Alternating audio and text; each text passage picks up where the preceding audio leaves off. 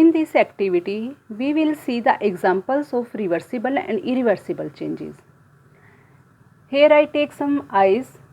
As you see, ice melts into water. When we refreeze this water again, it can change into ice again. So this is an example of reversible change because it can be reversed. And here, when we write with pencil on a paper, we can rub it and again write with pencil. We can rub it again, so it can also be reversed. So this is an example of reversible change. Here is a paper. We can fold it in any shape and again unfold it in the previous shape. So this is also an example of reversible change. So what do you mean by now reversible changes? The changes that can be reversed. Now we will see some examples of irreversible changes. For it, we will burn a candle and see the change.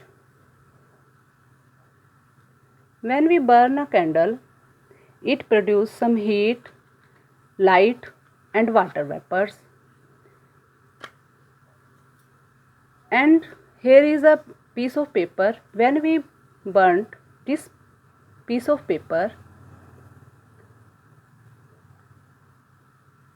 we will obtain some ashes, smoke, and we cannot obtain the paper again.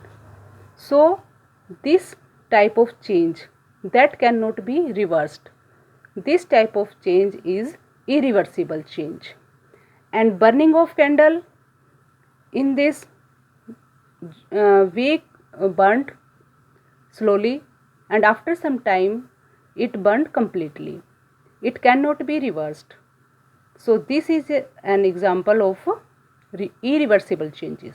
So irreversible changes are those that cannot be reversed.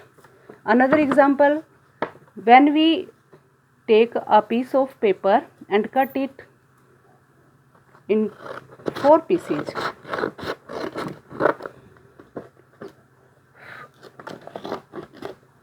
Cut it into 4 pieces. But we cannot obtain again this in the previous position. So this is also a irreversible change. So today in this video you learnt about the reversible and irreversible changes.